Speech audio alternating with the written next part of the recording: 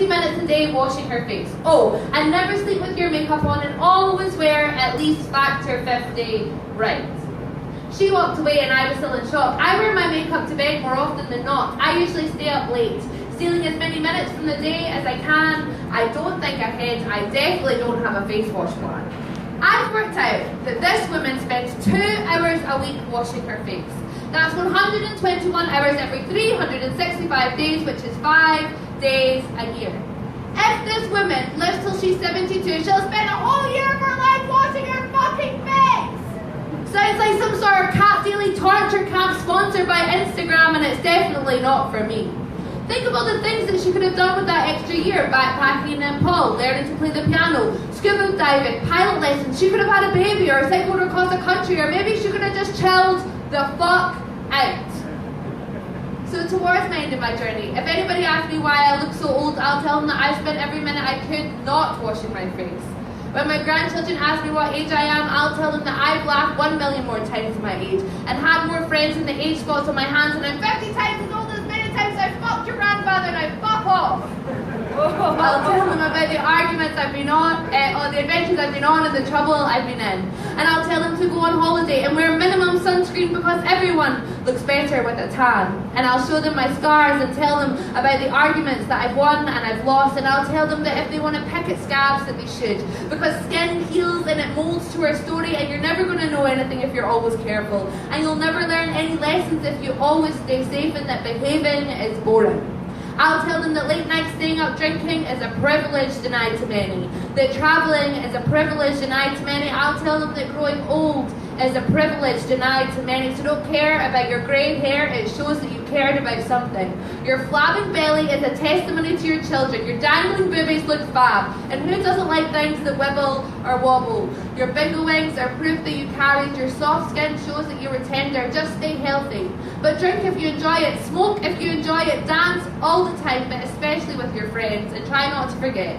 And don't hate yourself, because trust me, there are enough people in life to do that for you. And for fuck's sake, do not spend 20 minutes a day washing your face. Thanks, cheers. Thanks so much. The next poem I'm going to is called Blue. And I kind of, for a really long time, felt quite apathetic, like I couldn't be arsed giving back, so I was like, what's the point? There's too many problems. And then, I met these amazing people that work at Drumchapel Food Bank, like Ryan and Liz and Linda, and they actually do so great, so much good in Drumchapel, and they're a real part of the community. And it's not just the food bank. You see people that use the service coming in for cups of tea to, get things off their chest, and it's a real important thing in that community. So thanks for being here, and thanks for all your hard work, Drumchapel. You're great. So this one's called Blue. There's a blue in me. It comes sometimes. And when I look around, I see so much blue, all of us feeling alone all of the time, all of us closing ourselves in, not opening up or helping others, afraid it makes us weak. Muting, diluting our lives with pointless obsessions and addictions to try and make things more bearable. Know that you can be broken and full and complete and a mess all at the same time, and I see you. I see you as the blue of the sky, which is sometimes not blue but pink, orange and red, flames licking through the blue, not taking no for an answer. And you, I see the blue of the night sky, which is so dark it is the blackness of every pupil of every eye. No. I see you as the blue of the sea, which is not blue, it is turquoise and purple and grey, and it hits hard into itself, ready to cast another new wave. And yes, I know, I am a poet talking about the sea, but please bear with me, because I see you not as the shallows or the rock pools. You are all the ocean floor, dark like oil. What a curse to feel things so very deeply, but oh, what a fucking blessing too. We are all temporary, and that is comforting to me. And when I die, give me back to that blue sea so I can go like my father and I can live again, but this time as the Atlantic, which is so deeply green to me, and I can tumble to the landscape which lives inside my mother, repeatedly turning rock to sand, sand to water. Let the tide carry me away. Let the crab scuttle up my nose and through my rib cage. Let the fish eat me for energy to swim further than I can stand. Let Let the algae slowly digest my hair and my skin to salt. When I die, let me die. Let my corpse rot with the others and know that it was meant to throw me to the animals, the foxes, toss me to the grass, let it feed on me, for it is alive, and I am dead, and this world wasn't big enough for me in the grass. One of us had to go, and I had a feeling it would be me first. But while I am here, I want to get close to it all. I need to start being a participant. Sometimes I go for months watching my life as if I was not in it. I want to engage in life. I want to dance naked in my room, admiring the ugliness of my body. I want to sing Robbie on karaoke and drink pints and try and twerk with my pals. I want to talk to the strangers on the streets. What happened to our communities? What would hold us down now if we did not have gravity? We are always pointing out our differences, but I want to know what is the same about us. We are all made up of birth and death and blood and guts and wax in our ears, of fears, of loneliness and badness and feeling like we're on the outside looking in, and skin and womb and shit coming out of our asses, which is disgusting but true. At least we have that in common. You are not alone. Not with your breath that is proof that you are alive and still with us. Find that breath and know that it is your anchor in these weathers. That rain that whips across your face like an army of splinters. Know that the breath is the wind in your crops, the dust of your skin, the beat of your bones. Listen to the drums, they play in your stomach. Close your eyes and hear them boom. For you, life is suffering. Fucking beautiful, fucking impossible, fucking suffering. When you are sad, go outside. Do not reach for the screen or the bottle. Reach for a book, a pen, or in between your legs, or a friend, or a tap to run a bath. Reach for the laugh that sits in your collarbone. It is there to cure you of your sickness, of your sadness. Call upon it. You are a pure and wonderful thing. It's okay not to know the answers. The grey areas are often the most clear. Let's get rid of absolutes and rights and wrongs and goods and devils. We all have a great river or resource that pumps through our spine like ice and heat. You have all that you need inside of you. Welcome that blue into your bed. Let it curl at your feet and rest. Throw off your duvets and move into your communities. They want you to feel alone and helpless, but you are not. And I am not. Thanks, cheers. So I'm going to do one last one before I invite Sam and Victoria to the stage. And this one's about travel pillows. Oh crap, just gave it away. Damn it. Oh well, we'll go for it anyway. So I've been travelling for a while, and I think it's time I shared one thing in particular that I've learned. And I can tell you loads about different countries and cultures and people that I met, but let's be honest.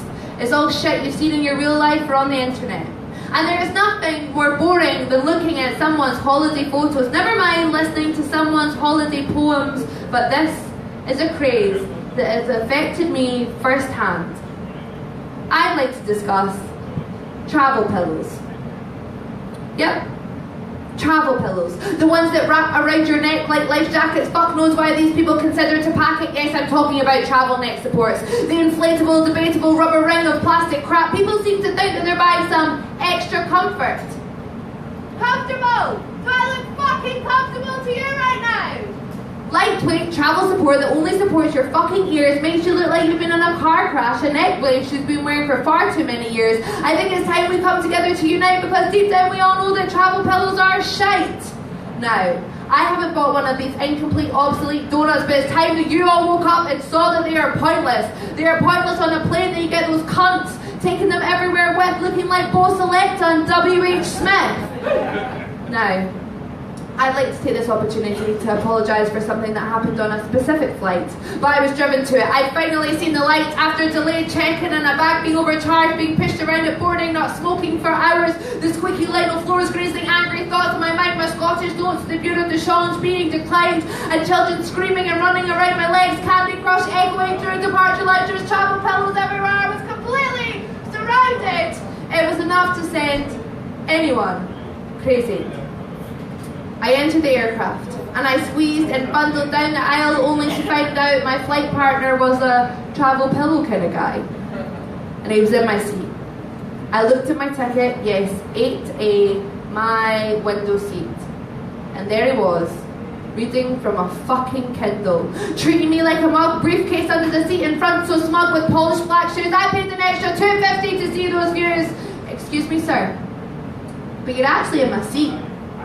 He looked at me. Well, he tried to. Have you ever seen anyone try and turn their head in a travel pillow? Looks fucking painful. What does it matter? Do you really insist that I move? I could only bring myself to nod. He shuffled on down, shook his head and sighed, made me feel like I was one of the bad guys. I sat down and rested my head by the window, but just before takeoff, I had begun the meltdown. This guy who had the nerve to sit in my seat was breathing like an elephant on heat. A snotty-nosed bastard child behind me was kicking and rocking my chairs. A woman 2 rows back was saying her prayers, and a kid in front with iPad with sound up full blast. Pilots droning on about flight arrival times and forecasts, and the air hostess was patronising and had lipstick on her teeth. The plane starts to rumble from underneath, and I couldn't breathe. Jammed up in the window in this floating mail can, shivering from the aircon, and still sitting next to this travel pillow man. I can't breathe. I can't breathe! The travel pillows are taking up all of the air.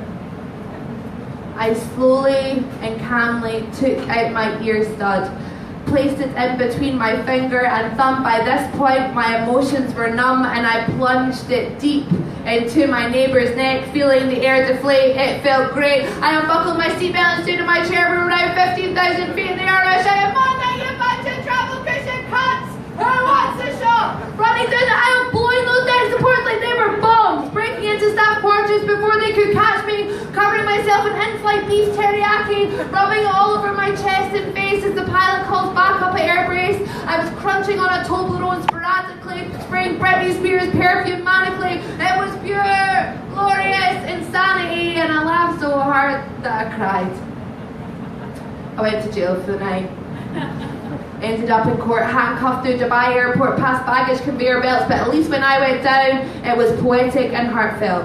I think we should all take a stand against these money-grabbing pillows. Let's pop them all. We will become Ryanair heroes. And to you, pillow man, are you uncomfortable on a plane or a train? Put your head and your hand on a window or even a friend. Let's put these ineffective cushions to an end. Infiltrate and deflate these waste of space cushions that offer nothing but ear rest solutions. Thank you. Cheers. Alright, so the next act we're going to have is a good friend of mine. He runs Indie on a Tuesday night, second Tuesday and fourth Tuesday of every month at Indie on Great Western Road. He's got a book coming out, and also he is editor of The High Flight, so he's a big deal. And his name is Sam Small. Please make him feel very welcome.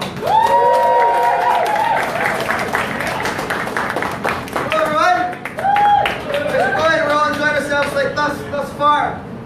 Yeah? Good. This is, I'm going to read some poems for you. This is a poem about boxes.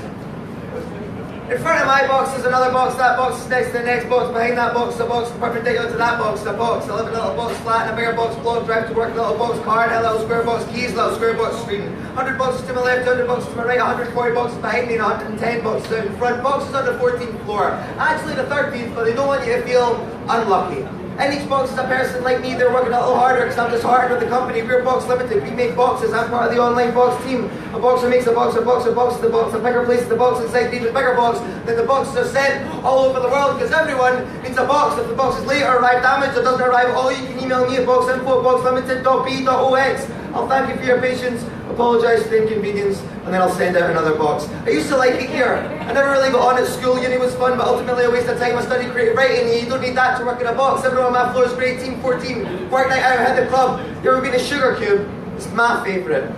I used to get called a square before I worked here, but not anymore. I just seem to fit in now, which is nice. In terms of value for money, you can't get much better than a box. Height multiplied by length multiplied by breadth equals volume, and you can't get any shape with a larger volume than a box. Boxes just make good business sense.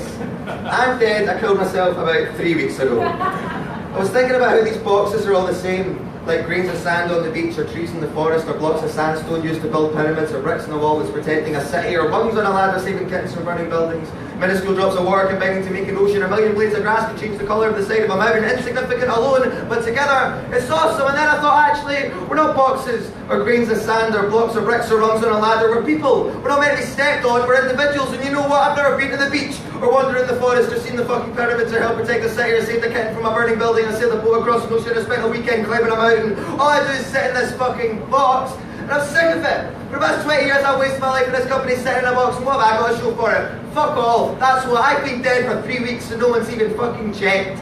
I was a month ahead of my yearly targets. I'm going to have to lie here another week before anyone notices. Last week, they made me Employee of the Month, so I guess they must care about me a little. And I've been thinking about these boxes and coffins 6 feet underground with $100 to my left, 140 out behind, another 100 to my right, 110 out in front. And each box is a person. Some are heroes, some are cunts. But I bet they've lived a life, not wasted one like me, and now I'm stuck in this fucking box made out of fucking trees. Thanks so much. Cheers. So I've been writing a lot of poems about dogs lately, and this is one of them. It's called Greyhound.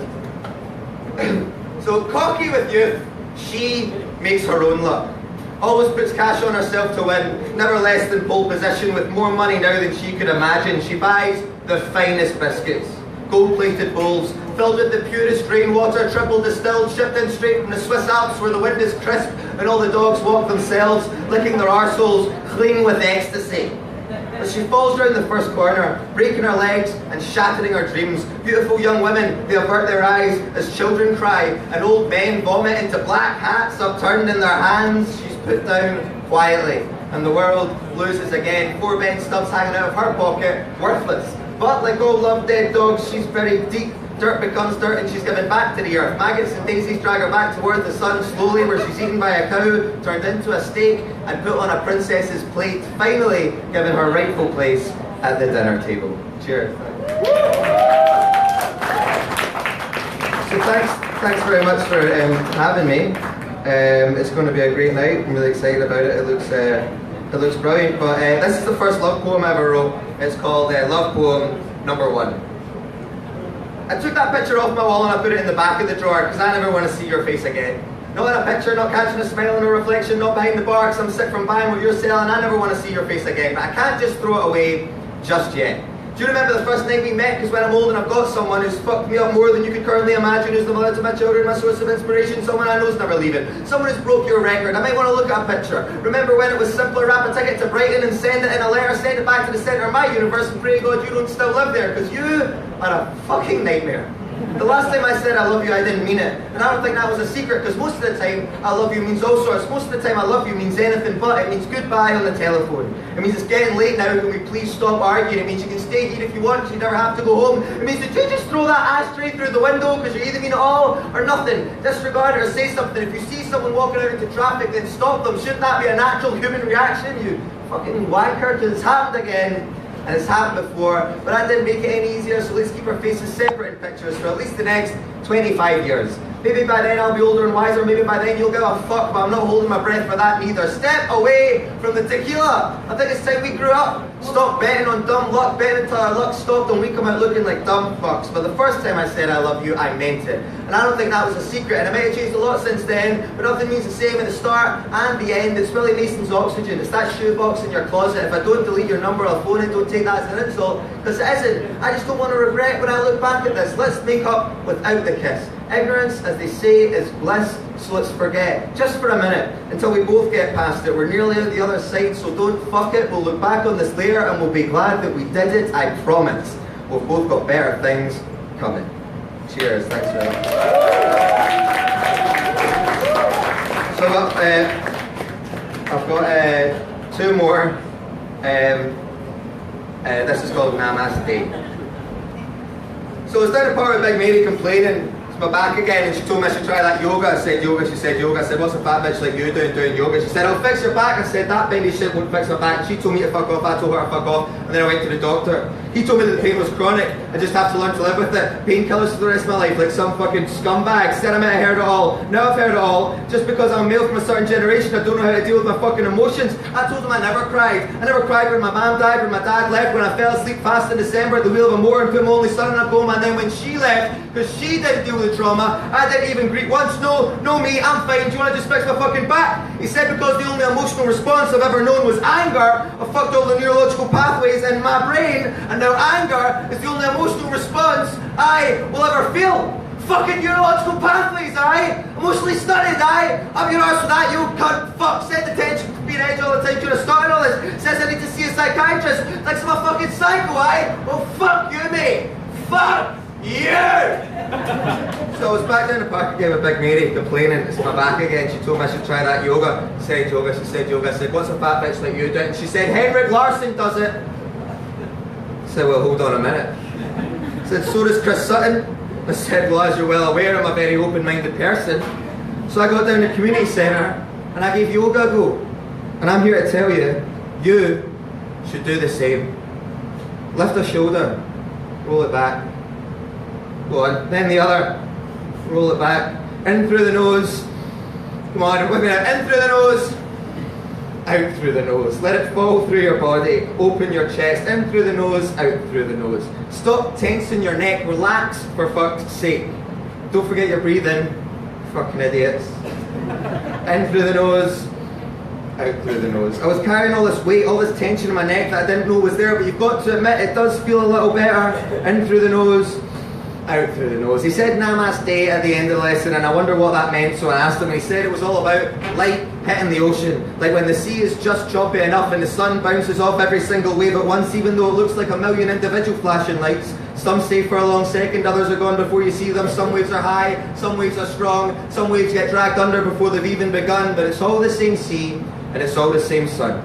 Don't forget to breathe. I started going to yoga once a week, got a daily practice at home, got my own yoga mat, a nice thick one, none of this namby-pamby practice mat as thin as paper bullshit, not a fucking pink one or a purple one like the shite ones in the community centre. I got one that was just plain black, because I'm not like that.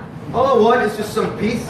That's all it's about for me, just 20 minutes a day to stop my brain, because the funny thing is, sometimes I do feel like a wave in the ocean, and I can see the shore in sight, indifferent rocks that will turn me to foam ever closer out of my control, not big enough to pick up a boat, couldn't even knock over a child on a lie-low, and more waves have broke before me every day. Some waves are high, some waves are strong, some waves get dragged under before they've even begun, but it's all the same sea, and it's all the same sun. We just don't realise, because we're too close, or we're too angry, or we're too old, or we're too free, or we're too young, but it's all the same sea, and it's all the same sun. Take one more big breath in and breathe out. Let your arms hang low and relax your neck, because there's so many problems, there's pain all around, but maybe you could get some peace, even if it was just for 20 minutes a day. That may be enough to get you to the shore without being dragged too close to the sand. Namaste. Right, so that's the last one. Thank you very much for listening to me. Thank you, Victoria next. Looking forward to all the comedy and hip hop that's going to be on there. Like, great, awesome. Thank you for having me. This is called Time Travel. Right, so. My name's Sam Small. Bang! My name's Sam Small, and I'm for bang! Fucking bang! My name's Sam Small, and I'm for the future. I've no time to explain, but it's vitally important. Let me finish this. Bang! Fucking bang! My name's Sam Small, and I'm from the future. I've no time to explain, but it's vitally important. Let me finish this. Bang! Bang! Fucking bang! My name's Sam Small, and I'm from the future. Let me explain. I'm standing over 6 of my own dead bodies, one for each time that I've travelled. There's me as a woman. The first time I went back in time, I met my own mum when she was pregnant with me. A strange feeling, seeing a bump I used to occupy. I said hello, asked her if she was excited for the pregnancy. She said she was. They'd been trying for a while and thought I might have been impossible. She asked me what my name was. I said, you don't want to know. She said that I looked familiar. I said, I'm sure we'll meet soon. That changed me again. Made me taller, broader, looked a lot more like my father than my mother. I don't know what part of these meetings made each of these changes. It's not an exact science, but I continued to travel. The third time I travelled time, I went back to the beginning, right to the beginning, trying to prove that God never existed. I did meet a carpenter called Jesus, but I didn't see any miracles. He said it was timing. It was my own fault for getting there late, but it's okay if you missed him because it's 12 miles over there writing a book about him. He said it didn't matter. Even if you had seen him, Sandman, you'd still want more proof. He said, I love you, and I know you've travelled a long way, but sometimes you've just got to have faith. I guess some things never change. The fourth time I travelled time, things started to go wrong. I met myself in the future. When I was in the past, it was the version of me that had changed when I met Jesus. He said I'd really fucked up the planet. He said World War II never ended. The Beatles never happened. The synthesizer, the drum machine, and the laptop weren't invented. The only place techno now exists is in your memory and imagination. We need to bring everyone back. Reset civilization. I said how? And he said, you are exactly where you want to be. You don't have to go back in time to change history. If you wanted to be a scuba diver, you'd have a tank on your back and you'd be underwater. If you wanted to be a doctor, you should have tried harder in 4th year. If you wanted to be married, you should have popped the question. And if you wanted to be sober, then you should have stopped drinking. If you want to know where you came from, you should have asked your parents. And if you wanted to be a poet, you'd probably be reading a story about time travel to a room full of your peers. Now you have to travel time again. Explain the plan to me in the past so I can tell you, then round up all the versions of us and trick them so they kill themselves. Do you think you can handle that? And I said, hell yes! But you've already seen how that ended at the start, and the last time I travelled time, I never made any changes. I just went to the very end of civilization. I saw how we reacted as the sun swallowed us up as it ended. Took a while to find us because we'd been living on Mars for the past 1,000 years. Didn't talk to anyone, didn't look up my great to the power of a million grandson, didn't go to any gigs, even though the Rolling Stones were still touring. Doing one last reunion to the population of the moon. I just wanted to remind myself how small I really am, just a tiny blue dot on a big black map. Everyone you've ever loved, known or hated, every war, every death, every fresh newborn baby is just half a pixel on the screen that is this universe, because no matter what you see, man, you'll always need more proof. The entire works of William Shakespeare could fit on one fucking e-book. Sometimes you just gotta believe that what you're doing is good. And I love you, man. I know you've travelled a long way, but sometimes you just gotta have faith. Cheers, thanks man.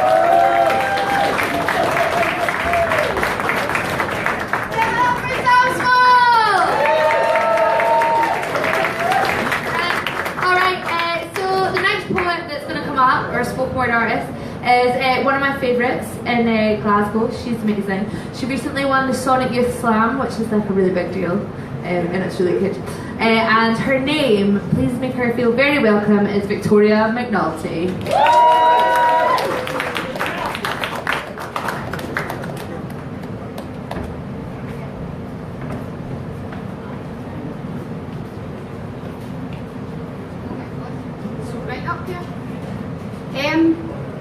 So I was going to do happy poems, and then I thought, fuck it, I'm just going to go into a pure political assault. Hope you don't mind. I wrote this poem for the Queen's birthday. She never got back to me. I don't know why. We're two peas in a pod. It's about the London riots. London's calling. From the faraway towns, war is declared, their nose bound in agitation. Liberation, they'll riot for nothing but iPads and trainers, complainers, the bone idle and suicidal. Hell-bent on disorder and dissent, or so the papers said. The day the bullet bulged black flesh laid to rest in a pavement in Tottenham, I was home. It was a sick day, a scourge unfurled in front of me across touchscreens and TV obscene, in the sense that most fell silent and violent as that one act that caused the unrest. And he fell in vain. Someone's child, someone's dashing smile fell at the first runs from trenches, and the stench of flames filled Peckham and Clapham and Brixton. And we looked for someone to blame.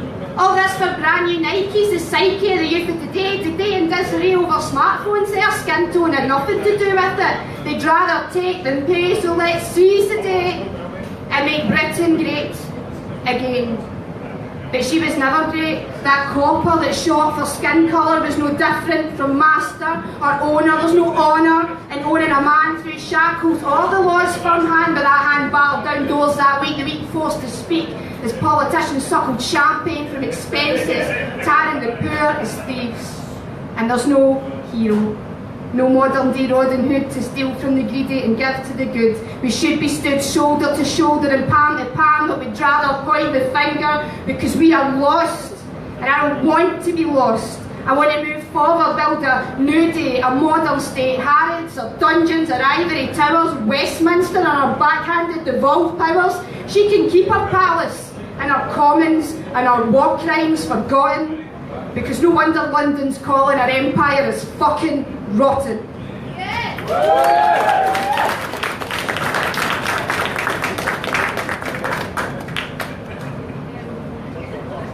So I'm from the East End of Glasgow.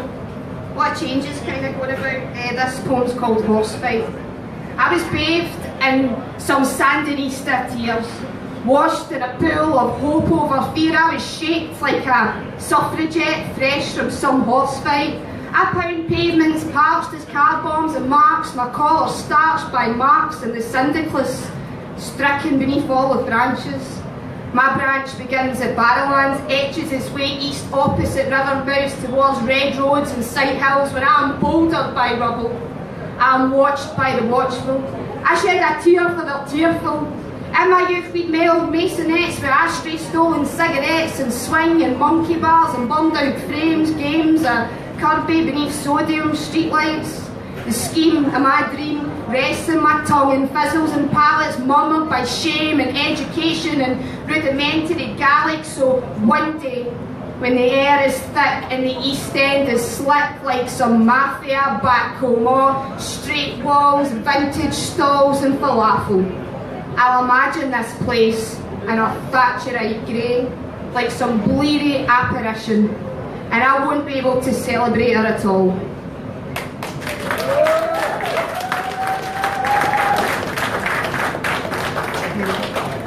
I'm going to do a cover of a song, but like as a poem. I never do covers. It's an old, well, it's not a Pokes tune, but they've probably made it most famous. When I was a young boy, I carried my pack and I lived the free life of a rover. From Murray's Green Basin to the dusty outback, man, I waltzed my Matilda all over. Then in 1916, my country said, son, it's time to stop rambling, there's work to be done. So they gave me a tin hat, and they gave me a gun, and they sent me away to the war. And the band played Waltzing Matilda as we sailed away from the quay. And amongst all the cheers, and the shouts, and the jeers, we sailed off to Gallipoli. And how I remember that terrible day when the blood stained the sand and the water, and how in the hell that they called Silver Bay we were butchered like lambs to the slaughter. Johnny Turkey was ready, he primed himself well, he rained us with bullets and showered us with shells, and in 5 seconds flat, he blown us to hell. He nearly blew us like back to Australia. And the band played Waltzing Matilda as we stopped to bury our slain, and they buried ours. We buried ours, and the Turks buried theirs, and we started all over again. And those who were living did their best to survive in that mad world of blood, death and fire, and for 7 long weeks we kept ourselves alive while the corpses around us piled higher. Then a big Turkish shell knocked my arse over tit, and when I awoke in my hospital bed and saw what it had done, fuck, I wished I was dead. I never knew there'd be worse things than dying, because no more can I go waltzing Matilda to the green bushes so far and near, because the hang tents and pegs show a man he needs both legs. So no more waltzing Matilda for me. And now every April I sit in my porch and I see the parade pass before me. I see my old comrades, how proudly they marched, living their dreams of past glory. I see the old men all twisted and worn, the forgotten heroes of a forgotten war, and the young people ask me, what are they fighting for? And I ask myself the same question. And the band plays Waltzing Matilda, and the old men still answer the call. And year after year, the numbers get fewer, and soon no one will march here at all.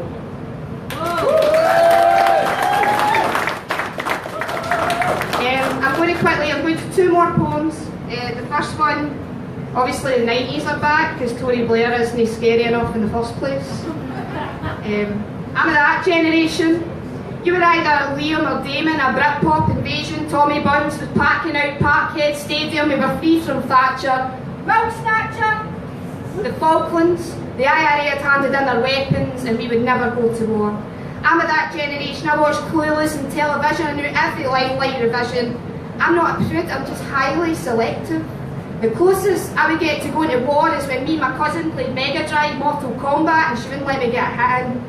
I'm of that generation. Tony Blair led me out of Cranhill in a wave of working class aspiration. I wandered lonely cloisters, Glasgow uni, schemy invasion.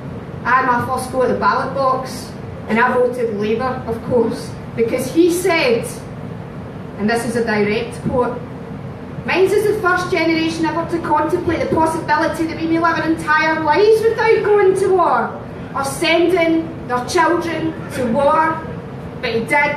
And he did it with lies or backs we had turned. We marched in our thousands, protesters' feet blistered and worn. He spun a rhetoric, axis of evil, weapons of mass destruction. A generation of working class men go out with a gun and come home in a coffin. Ripples of his decisions defined us. Madrid, Paris, Sousse and Belgium, and with every grieving mother he'd hold a press conference to tell him that he was right.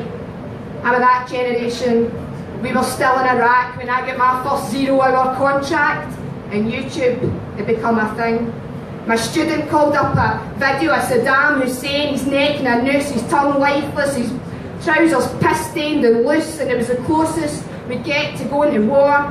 I'm of that generation. I can't own a home, I'll never get a loan, I can barely get O2 to give me a phone, but I won't bleep. because my son will never know landmines and shrapnel at his feet. He'll never see his father interrogated by electricity and water, his classmates annihilated by friendly fire. My son will never really know war, and not like theirs.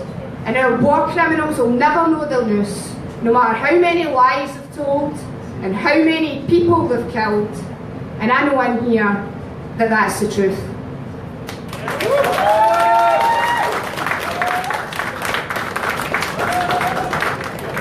A thousand flood could have burst the banks of the Clyde each day in 1848. Had it not been of people, the undead sailed in coffins from Derry, Irish fever spilled from the foil to boil the banks with typhoid, the young scratched with fleas, with starving rats to be sacked and abandoned in Scotland's slums. And they were feared and they were greeted by no one. When my family arrived in Glasgow, they didn't flee famine but civil war. Their guilt-arc was already black with Angorta Moor. Their names were warning signs on windows. And then no work or trade gave way to forgotten faiths and altered names and just tags of tarrier, terrorist and take. But coffins are not made of mahogany today, just tarpaulin and waves, not Kilkenny's mass graves, but the beds of the Aegean Sea. The road from Damascus stacked with similarities even Saul could see. Flotsam children lined beaches, their flesh all bloated and grey as typhus. Their parents' skeleton faces lined security gates and fences with wires poked, with frail famine hands and lips stitched and stomach pitted as Joe McDonnell or Bobby Sands. Then you want me to say they're not like us? They don't belong like us? Well, I can never forget my Scotland is cut from refugees. Know how I'm privileged, because my sisters made their journeys for me. So as a child I watched from couch and TV, miles from pipe bombs and peace walls, and I will not fall silent. I stand tall, and I stand proud, and I stand in solidarity with the displaced peoples now residing in Scotland. Thank you.